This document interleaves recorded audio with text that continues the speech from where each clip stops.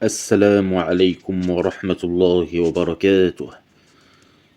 Chers frères et sœurs, Allah nous a envoyé 124 000 prophètes pour porter le message de Dieu, mais il est fait mention dans le Coran de seulement 25 prophètes et envoyés de Dieu. Concernant les 25 prophètes cités longuement par le Coran, il y en a 18 qui proviennent de l'Ancien Testament, à savoir Adam, Enoch, qui est Idris, Noé, Abraham, Lot, Ismaël, Isaac, Jacob, Joseph, Job, Moïse, Aaron, qui est Haroun, le frère de sang de Moïse, Ézéchiel, qui est Dhul-Kifl, David, Salomon, Élie, Élisée, qui est Eliasim, Jonas, qui est Younes en arabe.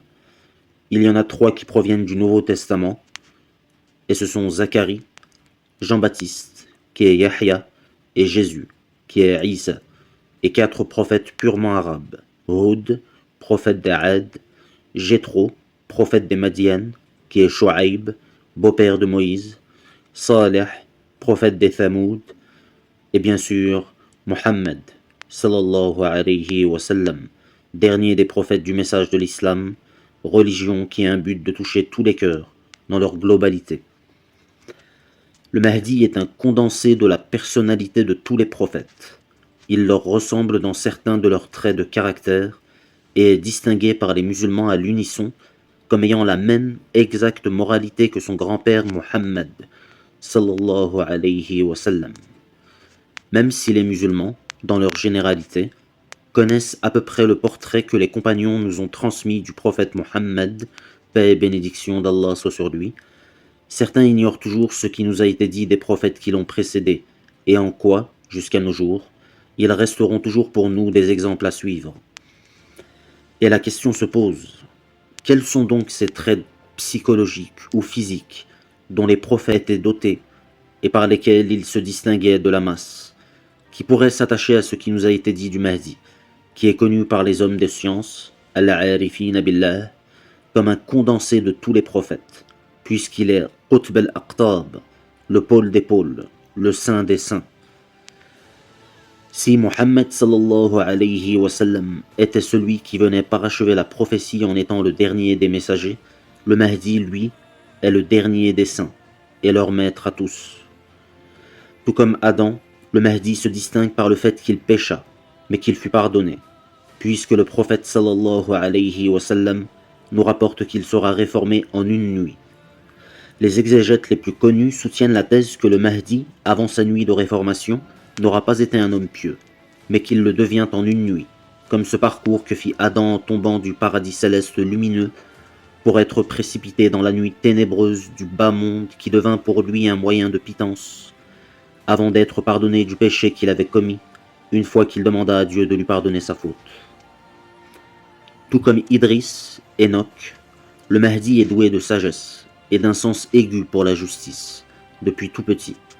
La base du nom Idris en arabe est la racine trilitère darasa, qui signifie étudier, ce qui est une preuve qu'il est doué d'un grand savoir. Tout comme Idris, le Mahdi est dit apparaissant dans une génération extrêmement dégradée moralement, comme était celle d'Idris qui naquit à Babylone, la grande prostituée comme l'appelle la Bible. Allah subhanahu wa ta'ala dit d'Idris dans le Coran, dans Surat Maryam, mentionne dans le livre Idris, c'était un véridique, un prophète, et nous l'élevâmes à un haut rang. Même si le Mahdi n'est pas un prophète, il est cependant un véridique, comme le fut Idris, et sera élevé en haut rang, puisqu'il est celui qui vient cacheter la sainteté, le Mahdi étant le sceau des saints. Tout comme Noé, le Mahdi vivra à une époque où un grand cataclysme marin aura lieu. Il est dit dans l'Évangile selon Matthieu, ce qui s'est passé du temps de Noé se passera de la même façon quand viendra le Fils de l'homme. En effet, à cette époque, avant la grande inondation, les gens mangeaient et buvaient, se mariaient ou donnaient leurs filles en mariage, jusqu'au jour où Noé entra dans l'arche. Ils ne se rendirent compte de rien jusqu'au moment où la grande inondation vint et les emporta tous. Tout comme Abraham, le Mahdi est un monothéiste pur. Jamais il n'honora d'autre divinité en dehors de Dieu. C'est un hanif, un homme dont la fitra le pousse à raisonner jusqu'à trouver sa voie vers Dieu l'unique. Comme il est dit dans le Coran, dans la sourate des bestiaux, au sujet d'Abraham, quand la nuit le recouvrit, il vit un astre. Il dit « Voici mon Seigneur ». Puis, quand il disparut, il dit « Je n'aime pas ce qui disparaît ». Puis, quand il vit la lune se lever, il dit « Voici mon Seigneur ». Puis, quand elle disparut, il dit « Si mon Seigneur ne me guide pas, je ferai partie des gens qui s'égarent ». Puis, quand il vit le soleil se lever, il dit « Voilà mon Seigneur, celui-ci est plus grand ». Puis, quand il disparut, il dit « Ô mon peuple, je me désolidarise de ce que vous associez ». Le Mahdi, comme Abraham, a donc une réflexion aiguisée, qui se base sur le raisonnement de la fitra, qui est notre prime nature à tous, qui nous pousse à voir Dieu dans toute sa création, et de consentir qu'à ne rechercher que lui, au final, et de n'avoir à l'idée la création que comme manifestation du Dieu unique, seul et sans associé. Tout comme Lot, le Mahdi est né dans une génération pécheresse, qui connut le châtiment divin qui était une manifestation du courroux de Dieu contre un peuple qui transgressait. En effet, Sodome et Gomorrhe furent renversés de fond en comble, et la génération du Mahdi connaîtra la disparition de près de 2/3 de l'humanité. Ne voit-on pas l'histoire se répéter, quelques milliers d'années plus tard, aujourd'hui, avec ce que le prophète sallallahu alayhi wa sallam a qualifié comme étant un signe évident de la fin des temps, l'homme qui prend l'apparence de la femme et la femme l'apparence de l'homme. Telle avait été la génération de Lot, et telle sera celle du Mahdi. Tout comme Ismaël, le Mahdi fait partie de la généalogie de Muhammad sallallahu alayhi wa sallam et est un arabe, dont l'apparence physique est qualifiée d'israélite, comme la plupart des prophètes hébreux, robuste et bien en chair.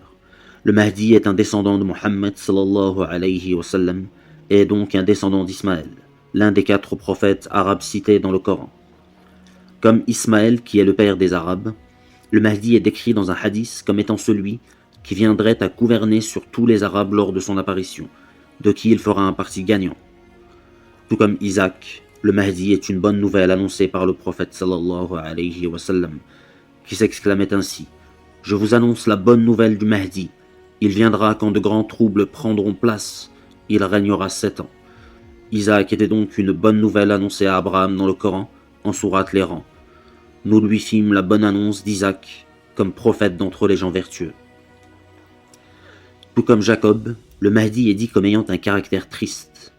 Le Coran nous dit dans sourate Joseph, en parlant de Jacob, il dit « Je ne me plains qu'auprès de Dieu, de mon déchirement et de mon affliction, et je sais de par Dieu ce que vous ne savez pas. » Le Mahdi, tout comme Jacob, qui perdit même la vue tellement il pleurait de sa situation, se lamente à Dieu et se plaint à lui de sa condition misérable de n'être qu'un homme après tout, avant sa nuit de réformation, où il connaîtra le soulagement. Un soulagement qui s'apparente à celui de Jacob lorsqu'il retrouve ses fils, enfin, et qu'il recouvre la vue, par miracle. Tout comme Moïse, le Mahdi souffre d'un défaut d'élocution.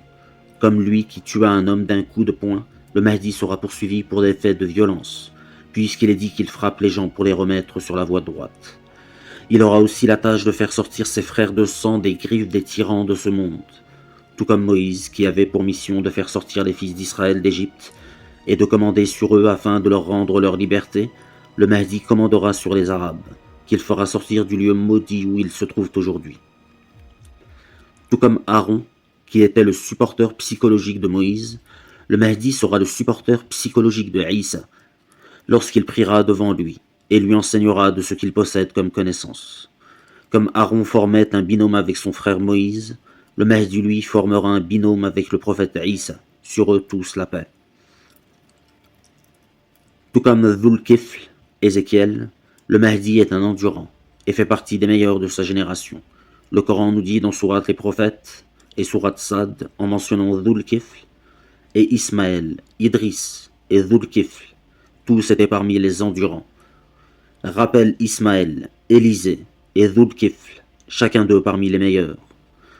Tout comme David, le Mahdi sera roi. Il gouvernera sur son royaume en tant qu'autorité religieuse. Il sera non seulement gouverneur, mais figure religieuse. Tout comme Salomon, le Mahdi est l'un des seuls gouverneurs de l'histoire de l'homme à avoir régné sur la terre entière. Il rétablira paix et justice sur toute la surface du globe terrestre, et aura à sa charge l'anneau de Salomon qui permet au vent de parcourir un mois de marche en une journée, ou une seule heure, ou même bien un seul instant.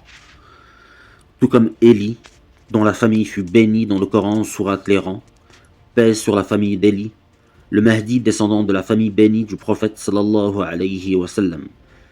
Élie en sourate les bestiaux était un vertueux, de même que Zacharie, Jean, Jésus et Élie, tous étaient parmi les vertueux. Tout comme Élisée, le Mahdi a été élevé en rang. Dans le Coran il est dit d'Élisée en sourate les bestiaux, de même qu'Ismaël, Élisée, Jonas et Lot, nous les avons tous favorisés à tous les peuples. Nous savons qu'il n'y a pas de supériorité entre deux peuples, mais le prophète sallallahu alayhi wa sallam nous informa qu'Allah subhanahu wa ta'ala avait privilégié les Arabes et plus particulièrement la tribu de Muhammad, les Banu Hashim, pour transmettre le dernier message. Et c'est ce message-là que le Mahdi vient renforcer, lui qui est l'élu des élus et le plus fidèle représentant de son ancêtre Muhammad, que la paix soit sur eux deux. Tout comme Jonas, le Mahdi connaîtra le succès auprès des siens, après avoir traversé l'amertume et la colère de ne point être compris dans ses débuts. Il reviendra un jour vers les siens, en vainqueur, accepté de tous. Tout comme Zacharie, le Mahdi sera un grand prêtre, maître dans les enseignements de la loi. Il sera l'enseignant parfait, celui qui réconcilie tous les modes de pensée, annoncé par le prophète sallallahu alayhi wa sallam, comme celui qui réunira les cœurs à la fin des temps. Comme Jean-Baptiste, le Mahdi sera celui qui précédera la venue de Isa à son retour, et à qui il cédera ses pouvoirs, une fois sur son lit de mort. Comme Isa, le Mahdi est doux, mais doué d'une colère sévère lorsqu'elle se manifeste.